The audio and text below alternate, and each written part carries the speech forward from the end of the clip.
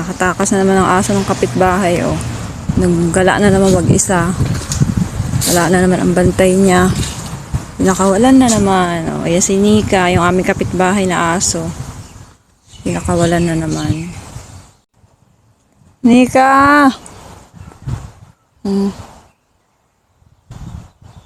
Ayan si Nika, pinakawalan na naman yan. Nika, Polek!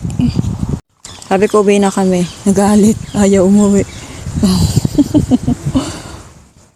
Bye-bye ta. Hello. Ayaw. Tumakbo. Sabi ko, uwi. Nanak mo yun.